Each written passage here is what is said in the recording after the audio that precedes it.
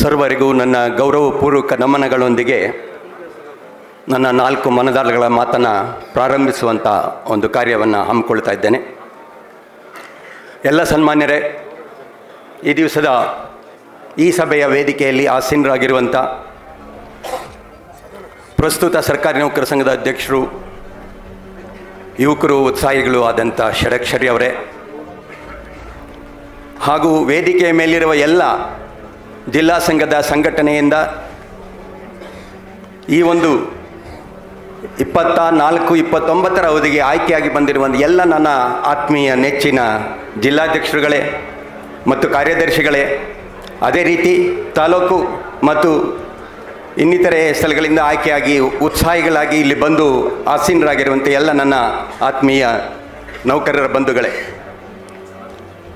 18 ವರ್ಷ ನಿವೃತ್ತಿಯ ನಂತರ ನಾನು ನನ್ನ ಮಾತೃಸ್ಥಾನದಲ್ಲಿ ನಿಂತು ಮಾತನಾಡೋದಕ್ಕೆ ನನಗೆ ಹೃದಯ ತುಂಬಿ ಬರ್ತಾ ಇದೆ.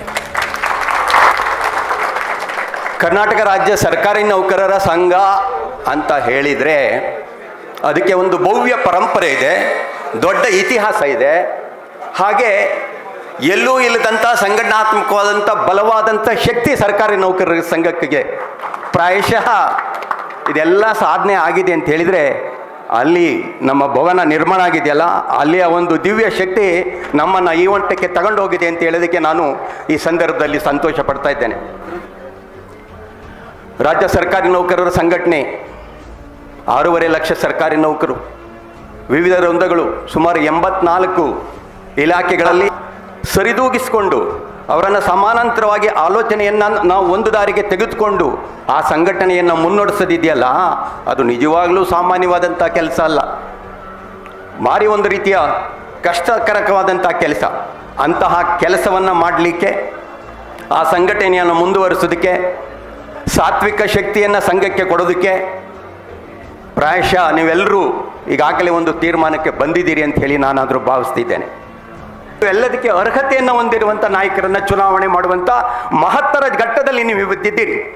ಒಂದು ಸಲ 10 ಸರಿ ಯೋಚನೆ ಮಾಡಿ, ಅಂಥ ಒಂದು ತೀರ್ಮಾನವನ್ನು ನೀವು ತೆಗೆದುಕೊಳ್ಬೇಕಾದಂಥ ಜವಾಬ್ದಾರಿ ಇವತ್ತು ನಿಮ್ಮ ಮೇಲಿದೆ. ಭೈರಪ್ಪನವ್ರು ಹೇಳ್ತಾ ಇದ್ರು, ಇಡೀ ರಾಷ್ಟ್ರದಲ್ಲಿ ಕರ್ನಾಟಕ ರಾಜ್ಯ ಸರ್ಕಾರಿ ನೌಕರರ ಸಂಘಟನೆ ಅಂತ ಹೇಳಿದರೆ ಅದೊಂದು ದಾರಿದೀಪ. ರಾಷ್ಟ್ರದ ಯಾವ ರಾಜ್ಯಗಳಲ್ಲೂ ಕೂಡ ನಮ್ಮಂಥ ಒಂದು ಐತಿಹಾಸಿಕ ಹಿನ್ನೆಲೆಯನ್ನು, ಭವ್ಯ ಪರಂಪರೆಯನ್ನು ಹೊಂದಿರುವಂತಹ ಸಂಘಟನೆ, ರಾಜ್ಯ ಸಂಘಟನೆ ಯಾವ ರಾಜ್ಯದಲ್ಲೂ ನಾನು ಕಂಡಿಲ್ಲ.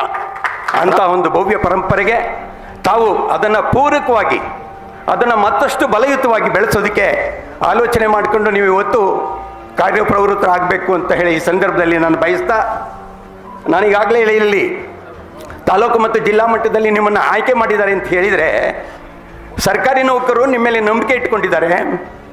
ಸಂಘಟನೆಗೆ ಶಕ್ತಿ ತುಂಬುವಂಥ ಒಂದು ಕಂಕಣಬದ್ಧ ಉದ್ದೇಶ ನಿಮಗಿದೆ ಅನ್ನೋದನ್ನು ಗುರುತಿಸಿ ನಿಮ್ಮನ್ನು ಚುನಾಯಿತರನ್ನು ಮಾಡಿದ್ದಾರೆ.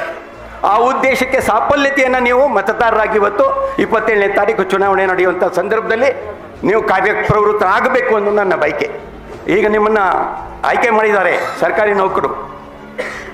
ಮುಂದೆ ನೀವು ಯಾರನ್ನು ಆಯ್ಕೆ ಮಾಡಬೇಕು, ನಿಮ್ಮನ್ನು ಯಾವ ಉದ್ದೇಶದಿಂದ ಅಲ್ಲಿ ತಾಲೂಕು ಮತ್ತು ಜಿಲ್ಲಾ ಮಟ್ಟದಲ್ಲಿ ನಿಮ್ಮನ್ನು ಆಯ್ಕೆ ಮಾಡಿದ್ರು, ಅದೇ ಸದುದ್ದೇಶ ರಾಜ್ಯ ಮಟ್ಟದ ನಾಯಕರನ್ನು ಆಯ್ಕೆ ಮಾಡುವಂಥ ಸಂದರ್ಭದಲ್ಲಿ ನೀವು ಪ್ರಾಮಾಣಿಕವಾಗಿ ನಿರ್ವಹಿಸಬೇಕಾದಂಥ ಜವಾಬ್ದಾರಿ ಅಂತ